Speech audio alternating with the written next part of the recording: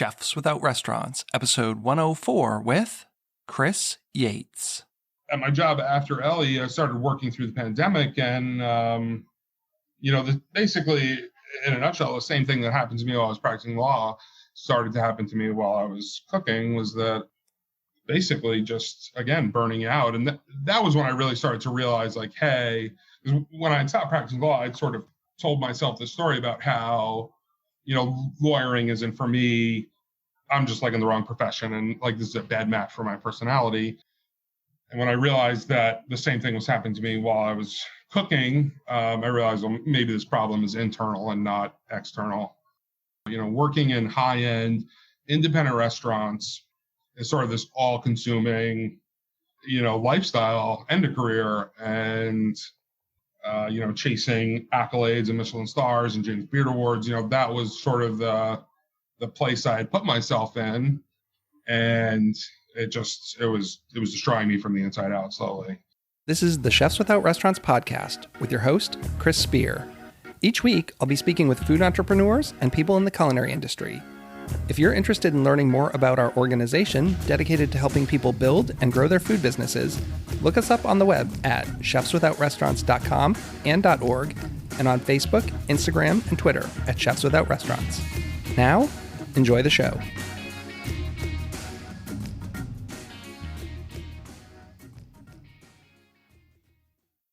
Welcome to the Chefs Without Restaurants podcast. I'm your host, Chris Spear. On the show, I have conversations with culinary entrepreneurs and people in the food and beverage industry who took a different route. They're caterers, research chefs, personal chefs, cookbook authors, food truckers, farmers, cottage bakers, and all sorts of culinary renegades. I myself fall into the personal chef category, as I started my own personal chef business, Perfect Little Bites, 11 years ago. And while I started working in kitchens in the early 90s, I've literally never worked in a restaurant. This week, my guest is Chris Yates. If you follow the Washington, D.C. food scene, you might know him from his time at the Dabney, Elle, or ABC Pony. What you might not know was that he was an attorney before he was a chef. You'll get to hear that story and find out what he's doing next. With Yates Law, Chris will be providing operational expertise and business and legal strategy to both new and old business operators in an affordable and streamlined manner. And this isn't just limited to restaurants. If you're a personal chef, caterer, food truck operator, etc., you still might have some legal or consulting needs. Chris is looking at different fee structures, and it might be more affordable than you'd think. And because this is a food show, we also talk about some of his favorite things to cook, as well as his love for soy sauce. We also talk about the issues going on in food service today. We kind of dive into anxiety and stress, work-life balance, labor shortages, pay issues, and just general working environments in kitchens. So I think this is something that everyone can relate to. And, myself, even as a personal chef, I've had to hire a lawyer to work out my trademark. I know some of you might need help with contracts. So I think this episode's going to be very beneficial to a lot of people. And I think Chris is a great guy, and I just really enjoyed talking to him. So I hope you enjoy this episode. And now a word from our sponsor, Savory Jobs. Are you shocked at what it costs to post a job ad? Instead, imagine a job site for restaurants only, where you could post as many jobs as you wanted, and it only cost $50. Not for each job you post, but for all the jobs you post, for an entire year. Well, my sponsor, Savory Jobs, has made that a reality. They've launched a revolutionary, easy-to-use job site just for restaurants. And it only costs $50 for unlimited job posts for an entire year. Plus, for our loyal listeners, use the code SAVORY10 and get 10% off. That's SAVORY10. So go to savoryjobs.com and discover the job site that's shaking up the restaurant industry. Forget the big corporate sites like Indeed and Monster. Join the revolution at savoryjobs.com and remember to use code SAVORY10 for 10% off. And now, on with the show. Thanks so much, and have a great week. Hey, Chris, welcome to the show. Thanks so much for coming on. Hey, Chris, happy to be here. Glad we could catch up. I haven't seen you in a while. Yeah, I think it's been a couple of years. I remember chatting with you at Elle over lunch back in 2018 or 2019. Yeah, you have that weird COVID year where it's like, I really haven't seen anyone in a year. Well, so briefly, I guess I'd say you're a lawyer turned chef turned lawyer helping chefs. Is that about right? Yes. That's interesting. I didn't even know that you were a lawyer before. I just knew you as a chef kind of out and about in the DC area. So kind of walk us through that. I'd love to hear like a bit of backstory. You went to school for law and then got into cooking. How did that end up happening? Sure. So I got the cooking bug, I guess, back when I was in college. I remember reading, I think it was Ming Tsai's cookbook, and I was like, oh my God, this is like the coolest thing I've ever seen. Like, this is nothing like the food that I eat in restaurants when I go out. And that's like one just kind of memory that pops out. But I remember like cooking dinner for my college roommates pretty frequently. And I went to college for political science. And I remember meeting with my guidance advisor, and we were talking about, future careers for people with political science degrees. And he was basically like, well, you can either become a lawyer or you can spend another 8 years and get a PhD and basically become a political scientist and a statistician. And I knew right there and then that there was no way I was going to, do 8 years of graduate level math. So I decided to go to law school. I wasn't the greatest when or currently for that matter, putting in applications for college deadlines or graduate school deadlines. I was never particularly strong on it. So anyway, I basically did what I had always done at that point and decided to apply to law school basically at the last minute. And I didn't get in anywhere, and I was waitlisted at one school. And I decided that law school probably wasn't in the cards anyway. So I was going to pursue this thing about cooking professionally and get a line cook job and see how it went. So my first garde manger position at this country club down in South Jersey, I went to a New Jersey state school down in Glassboro, New Jersey. And I was there for a month, I think, when I got the letter from Northeastern Law that I'd been accepted off the wait list. And I was like, all right, I'm putting in my 3 days notice, because they say I have to be there by Monday if I want this position in school. And so I moved up to Boston and went to Northeastern. I graduated in 2009. I pretty much knew right away upon, entering law school that my interest was being in a courtroom. The thought of like representing banks and big companies didn't really appeal to me. I just wanted to do something exciting because I was a bit of an adrenaline junkie, although I didn't realize it at the time. So I graduated from law school. I moved back to New Jersey, and I started practicing in New Jersey, primarily as a criminal defense attorney. I mean, I'm handling criminal offenses, everything from traffic offenses to DWIs to, serious felony cases, not quite murder cases, because you don't usually get those till you're like 10 to 20 years into your career, but, pretty serious felony cases where clients were looking at 10 to 20 years in prison.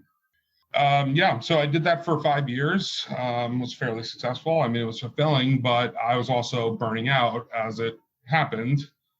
And I didn't really know at the time that was what was happening, but looking back now, it's definitely what happens. And so, that kind of like gradually got to a point where I just didn't want to be at work. Didn't want to do much other than like watch television or get off my couch. So at the time I was practicing I had like kind of a dual situation going on. I had my own small firm solo practice. And I was also working for another attorney doing some work. So I wound down my practice. I basically, finished out my cases. And I had an old college roommate that lived down in Greenville, South Carolina. And him and I had talked at that point for a number of years about opening a bar and restaurant or a bar or a food truck or something in the hospitality industry. I was very interested in food. He was very interested in beverage. And he had kind of had this thankless 9-to-5 corporate job that he was looking to get out of. I was looking to start practicing law. So it seemed like a natural fit. So I moved down there and got my first serious line cooking job. And, did that for basically like a year before I found a nicer restaurant in town that was like making their own bread and making their own pasta and their own charcuterie.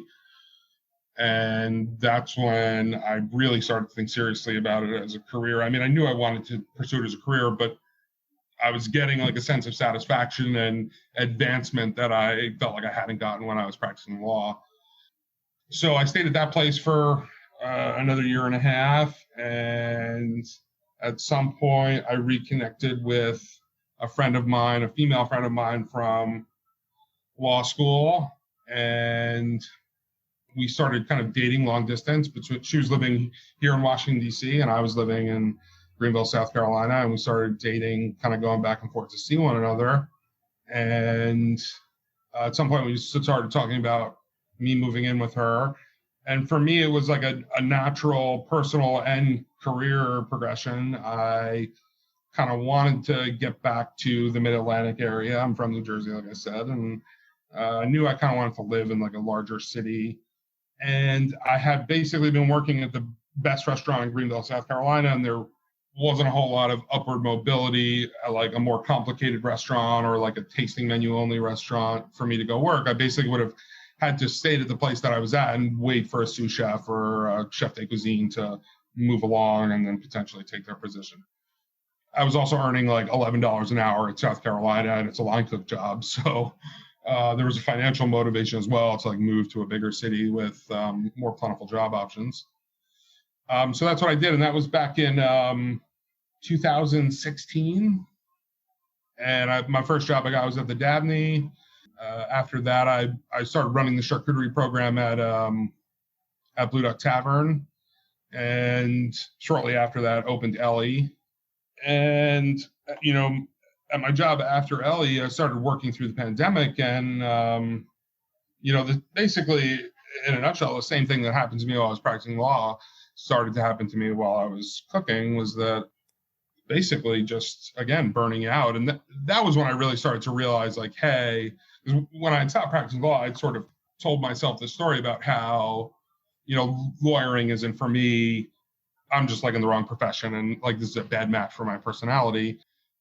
And when I realized that the same thing was happening to me while I was cooking, I realized, well, maybe this problem is internal and not external. Do you think you got burned out because of the pandemic? Like if that didn't happen, do you think you'd still be cooking? Or, because I mean, that's been a really hard year plus for a lot of people. Yeah, I mean, I was starting to burn out before the pandemic. The pandemic just kind of stepped on the gas for me.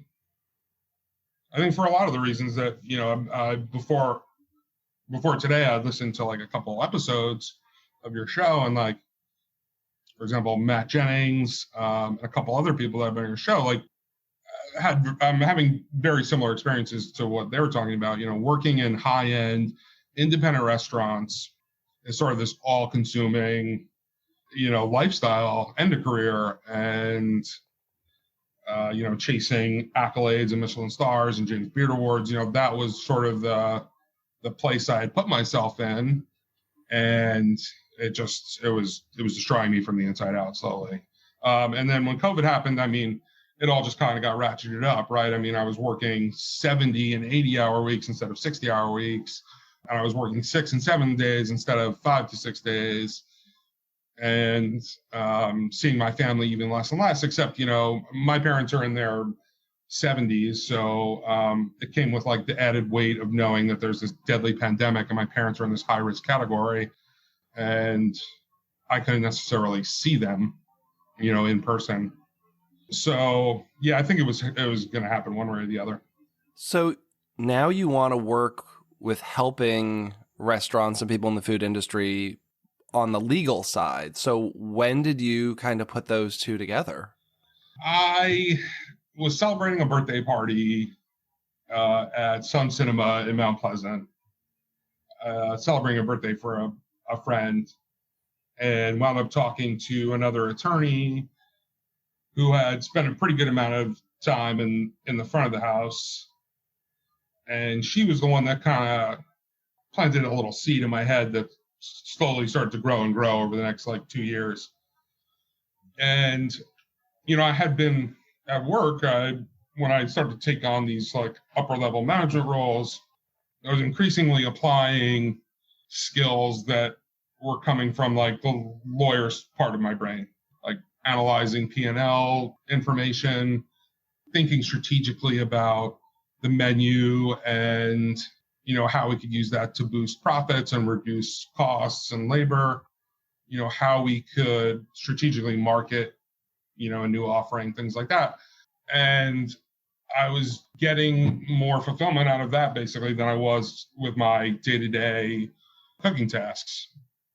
So all those things kind of were happening at once. And it was just this, I wanted some free time from work to do things other than cook and think about cooking. As exciting and as much as I love them, I realized, there's more to it than this. And, I slowly started to realize that I was so woefully unequipped to deal with the everyday stresses of being a chef and being a lawyer. And perhaps it could have been any career at that point, but it's not something that's taught in colleges. It's not something that's taught in law school. And I think I seemed personally, very susceptible to stress. And I'm 37. I had never developed solid stress coping skills. And, I realized that there was a need for that in restaurant management, basically.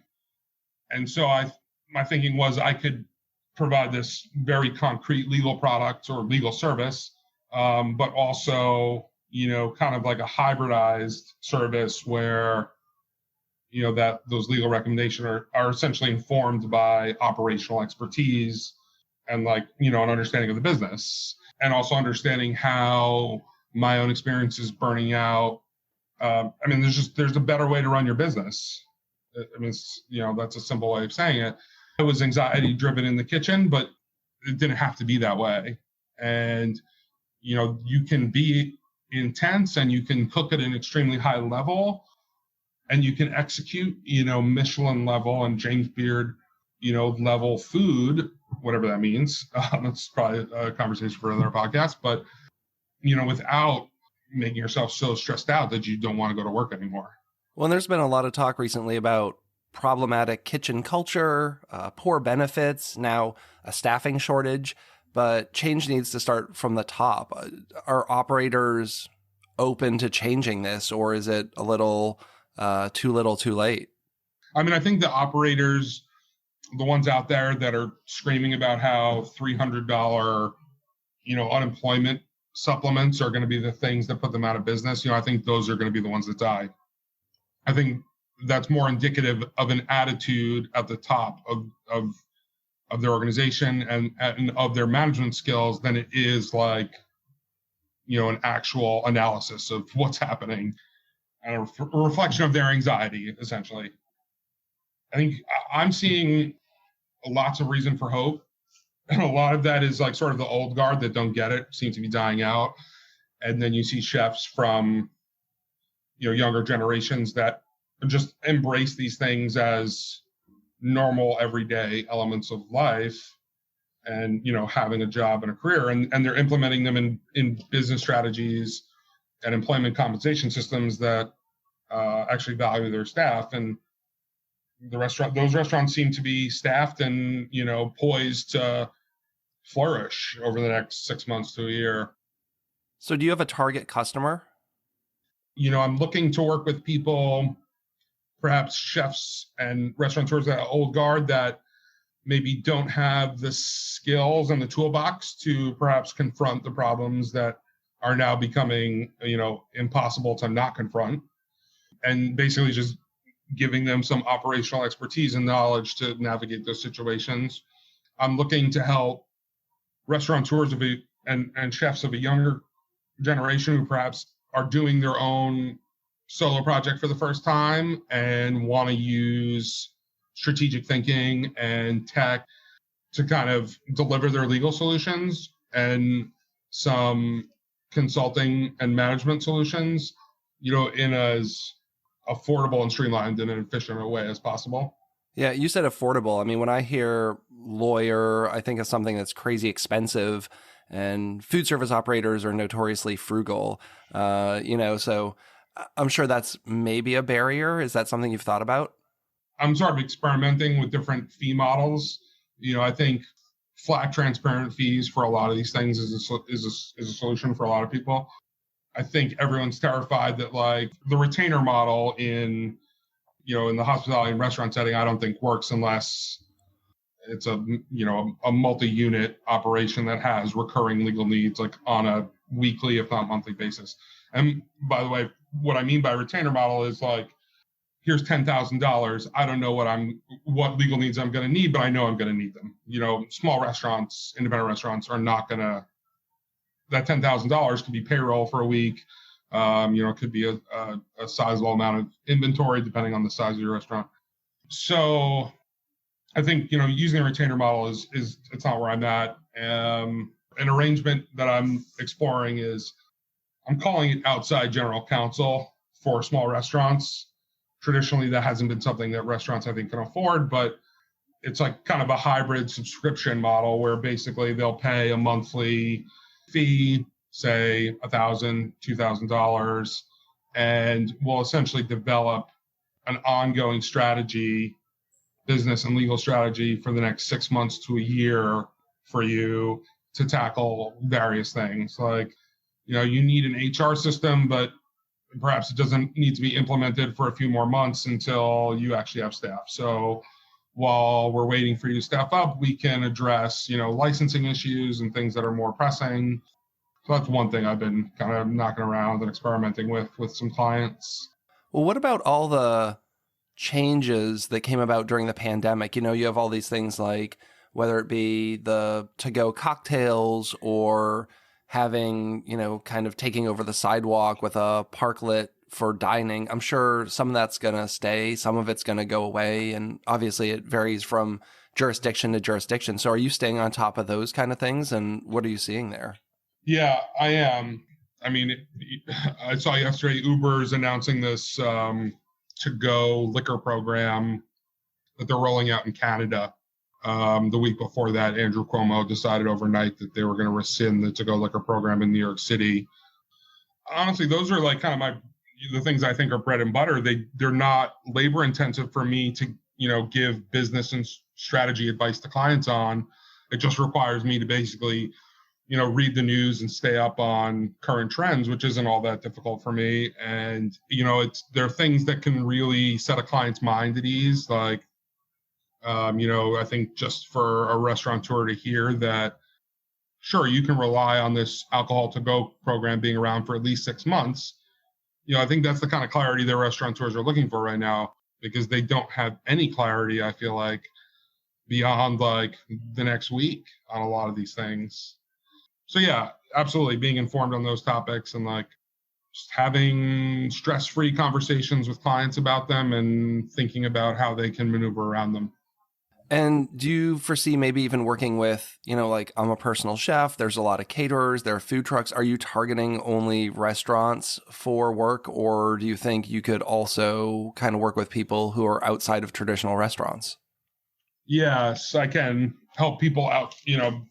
Chefs without restaurants are definitely a model client. You're going to have issues with trademarking. You're going to have issues with licensing. You may have issues with, contract issues. It might not be as involved as a small unit restaurant, but there's still absolutely like legal needs there. For example, I did it's like a flat fee of under $1,000 basically for a form contract, but I don't just like send you a Word document and send you on your way. There's some attorney consultation time that basically explains to you how it works so that you're not just getting a one-shot contract, but you're getting something that's easily modifiable, across multiple engagements. So, you as a personal chef, you have a contract for, I assume, like, doing a private dinner, let's say, but let's say a client wants to hire you for menu or recipe development or something like that, providing a legal product that can cover both of those, and giving you enough education to modify for your own reasons. Well, I think a lot of us now are getting into much more bigger things. As my brand continues to grow, I have, companies reaching out to me to do brand deals and endorsements and partnerships. And, I'm getting contacted all the time and they want to know my terms. It's like, I don't know any of that stuff. And as I look to grow and take on sponsors for the podcast and things of that nature, it's like, well, I don't really have like a lawyer. So someone's got to look over that stuff for me. Precisely. One thing that's come out of the pandemics is that, you kind of mentioned that you came at it from a different angle, but chefs, it's more than ever. I feel like chefs are capable of having a culinary career that is not tied to a fixed physical location like a independent restaurant. And they're still, their services are in demand for, various things, whether it's cooking a dinner or a partnership or something of that nature. And those are all legal transactions that, have terms that need to be evaluated and negotiated over. And I mean, chefs just don't have the knowledge to do that. What are your thoughts on trademarks? So I hired a lawyer a couple of years ago and got Chefs Without Restaurants trademarked. Now, especially my audience, so many of them are in food media and doing that. How important is trademarking your brand if you want to do media projects and things of that nature? I think if you're getting into media projects, it's more important, as a standalone restaurant, unless you have a franchise or, an extremely powerful brand to protect, not all that important. But, if you're getting advertising revenue and, you're out there in the digital media space, much more important. Yeah, I mean, that seems to be a really viable income stream for so many people these days, and it continues to grow. I mean, there's a lot of people who've actually just left restaurant cooking and are exclusively doing internet content and making a pretty good living from what I understand on it. I mean, you have to get a pretty decent following to make it a full-time career, but it's at least some good side money, depending on how much of it you're doing. Yeah, I mean, if you can monetize a large YouTube or Instagram following, it could easily, match or surpass the amount of money you could earn as a restaurant chef, I would imagine. So when are you looking to roll all this out? Or have you started already? Yeah, it's sort of a slow evolving process. My firm is open for business. My social media is just starting to roll out some of the announcements. And this week I have like some content planned, and from going forward, you're going to see a lot more content on my Instagram. If you happen to want to be one of the 900 people that already follow me. And so I'm going to be jacking up my visibility over the next month to a point where people hopefully will be annoyed by my presence. Well, I don't know that anyone would be annoyed by your presence, but yeah, it'll be good to see that out there. So, never say never, but are you done with restaurant cooking? No, part of the reason why as I said earlier, I went from high school to college to law school. I was extremely immature when I started practicing law, and it wasn't until I started cooking on the line and managing that I felt like I really had developed a series of ways that I conducted myself in a quote unquote professional manner. And hospitality just kind of raised me.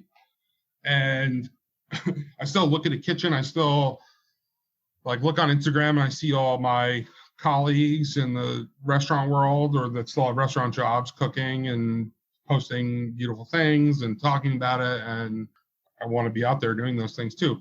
This is a really long-winded way of saying that I felt like I was never going to become financially independent working as a chef. And I became a chef because I wanted to do my own thing. I wanted my own restaurant or my own business of some kind, whatever it looked like. And I realized that, I was basically going to need to put another 5 years in on the line or, as in a restaurant while I basically begged, borrowed, and stole enough money to start a restaurant. Or I could start practicing law again, become financially independent in a much shorter amount of time, and then start to think about a business for myself back in the restaurant and food world. Yeah, it's a tough life for sure, both working in it and having your own business. And, they say don't turn your passion into your job. I mean, I think if you start a career, it should be something you're passionate about. But, it's like I moved up in the food world and I was cooking less and less. And it's like I got into the food world because I wanted to cook. And then it's like, well, how do I cook more? And I was like, oh, start my own business. But then that's a different hamster wheel. Like now I've left a job to start my own business so I can cook what I want. But the reality is, having your own business, I also had to do all the admin tasks and stuff that I didn't really like doing when I worked in someone else's place. So I don't know. It's kind of like a never-ending cycle. Yeah, it's definitely a catch-22.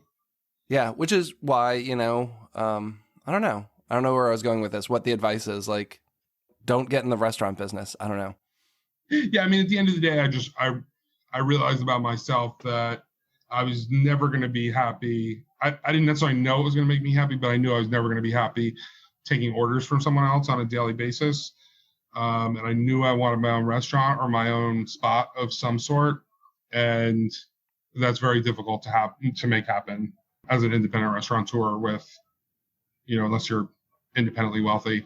And so there are plenty of people that are not like that are happy to be worker bees, both in the legal world, in the food world, I think across any industry. I just realized about myself, I'm not one of them. And if you try to make me do it, I will become very unhappy very quickly and make the people around me unhappy as well. So from a cooking perspective, what's your style and where do you find inspiration? I kind of came up from this like American South inspired cuisine, lots of pork, lots of like lake fish, and lots of farm grown vegetables, and like a lot of pork fat. And when I got here, that was, down in Greenville. And when I got here, working for Jeremiah Langhorne at the Dabney, it was more of that. And that's why I took the job in the first place. It was familiar to me and the food was excellent and he was cooking at an extremely high level. From there, I kind of developed more of this, I was working for Brad DuBois at Blue Duck Tavern, and he has this fermentation forward kind of wacky style. And so I picked up a good amount of that. And as a proud fourth generation Italian-American gentleman from New Jersey, my love of bagels, pizzas, meatballs, pasta, anything with tomatoes in it. I hate to live up to a stereotype, but that's the food that makes me very comforted. And I also love to cook that food for the same reason. So I guess you could say I have this good mix of American Southern, French, and Italian American. And what gets me excited? I mean, I love to travel. It's probably thing, if I do have like a core passion that so far has never like sucked my energy away and has always, made me feel vibrant and full of life, it's traveling. And it's cool because I get to see, I feel like you go on Instagram for inspiration, you're being inspired by the same thing that's inspiring every single chef. That's why everyone cooks ramp pasta in the spring. It's why, everyone's going to have some kind of lamb dish on the menu right now. We're going to see a bunch of dishes with peaches in it like next week or something like that. And that's exciting and fun. But when you're traveling, there's no one, looking over your shoulder, working from the same source material. And that is, to me, is like exalting. Yeah, there's no hidden treasures in the food world anymore. I mean, maybe there are, but it seems like once that one thing is out there and someone snaps a photo and puts it on the internet, then everyone's going to be copying it. Yes, I'm certainly guilty of it. I mean, I see chefs putting burgers on Instagram and I'm like, I want to make the best burger ever now. Oh, yeah, like kimchi Lebna toast is amazing, right? But I think there's a place in DC that makes it and I've had it a couple times. Yeah, exactly.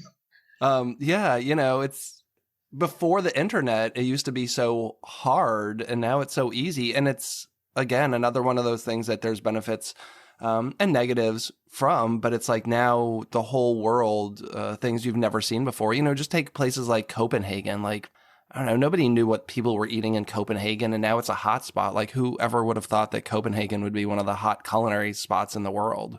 A place that most people have never even been to.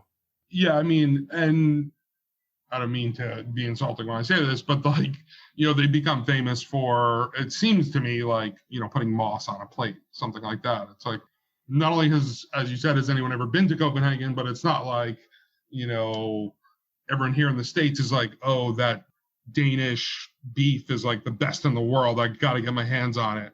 Like Italians sell Parmesan around the world. The entire world knows what sushi is. Copenhagen, not so sure. Yeah. Do you have any go-to pantry staples? Like, what do you always have on hand that you like cooking with, just around the house? Several different kinds of soy sauce. I try to keep like 3 or 4 different kinds at a time for, I don't know. I worked with a Filipino guy, Paulo Dunca, on my last cooking job, and I was working for a Taiwanese Belgian-American chef, Eric Renner Yang. And, as a white dude, I thought soy sauce is soy sauce. And seeing how it's cooked with up close and recognizing the nuance and that there are soy sauces of varying, salinity, texture, and each of them has a different use, and using them together can produce results, and using one of them by itself. I am by nature, as I think most chefs are, an extremely lazy home cook. So being able to really get a ton of flavor out of a shelf-stable product like soy sauce, and being able to do it very quickly, it's like the foundation of a lot of meals that me and my partner eat in our home, just because it's quick, it's inexpensive, and the results are fantastic. And I felt like when, I'd been taught the nuance of how to deploy it and use it, I'm not saying by any means I'm good at it, but better than I was, I feel like the results I get are that much better. Well, that's intriguing to me because I don't know enough about soy sauce either, and I find it intimidating. Like, you go to a regular grocery store like Wegmans, they have like Kikkoman and Wegmans brand soy sauce, right? But then I go to H Mart and they have hundreds of types, and many of them are not even in English. It's like, I don't even know where to start. Like, just pluck a bottle off the shelf, I guess, and try it. I don't know. I mean, Serious Eats has some good resources on the different ones. I'm thinking of an article they have that like kind of breaks down some of the regional variations. But DC has a extremely talented community of Asian, South Asian, and Southeast Asian chefs, and I've learned a lot from them. And so, I mean, I was going to say, find yourself a chef to take you to the grocery store if you have one in your orbit. Yeah, I mean, Paulo really, I had no knowledge of Filipino cooking whatsoever. I had very limited knowledge of Asian cooking, period. The coconut vinegar, he introduced me to, I don't know if it's cane vinegar or sweet potato vinegar. I think it's cane vinegar. And Filipino jellies. I think I'm going to have to go to H Mart today after this conversation. Yes. So what haven't we gotten into that you want to share with our listeners before we get out of here today? I think what we all see on Instagram and in the restaurants in the cities that we're working in is that restaurants are figuring out that their staff are not coming back and new staff aren't going to be coming. And I think they're figuring out why. And I'm hopeful that they're actually responding by increasing hourly wages, and, they're offering benefits, and, there's some expanding recognition that this isn't necessarily just an issue of hourly pay, but it is like overall sustainability as a career. Can you have a job in the hospitality industry, and can you raise children? I think a lot of people are asking that question and figuring out the answer, or at least finally accepting the answer. I mean, these problems existed long before the pandemic, but the pandemic certainly exaggerated them. That's why I think the whole $300 a week extra is bullshit, because you couldn't find good cooks before the pandemic even started. So I'm hopeful that, restaurants, the culture may actually be starting to change. I had some, glimmer of hope for the first, 6 to 8 months of the pandemic, where, You saw lots of clients coming out that seemed extremely supportive, that were, over tipping, that were verbally very appreciative, that, went onto social media and kind of amplified a lot of restaurants' messages and their media and their marketing. Unfortunately, I feel like it was short-lived. The other side of the coin we've seen for the last 6 to 8 months, and I can't help but wonder how much of it was virtue signaling. Now that we're back to in person, it just seems terrifying for, on the guest end, essentially, that goodwill doesn't seem to be there. I imagine it's still, a poignant reminder to many hourly workers as to why they were struggling or, they had these concerns in the first place. So, yeah, I mean, dark times ahead, but, I think the destructive forces that were unleashed by the pandemic are going to force a lot of places out of business that probably shouldn't have been in business. And that's really cold-hearted to say, but I think it's going to open up some room for some serious culture changes. And as you said, they do have to start at the top. I mean, every restaurant I've ever worked in has had some of the elements of toxicity that you see, publicized every day.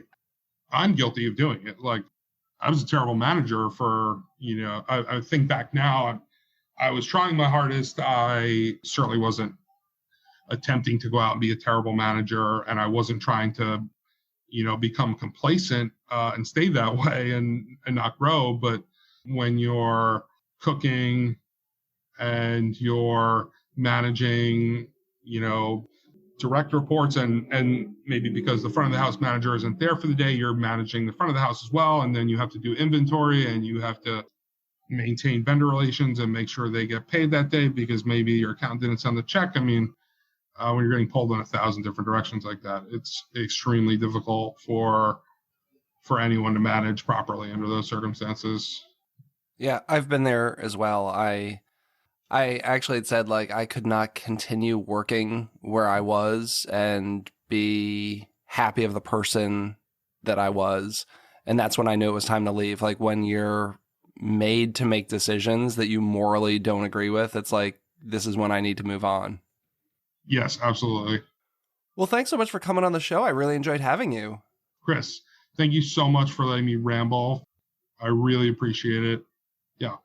Well, I think this is going to be great, and I can't wait to share all this information with everyone. So I'll link up all your links in the show notes, and people will be able to find you and hopefully take advantage of the services you're offering.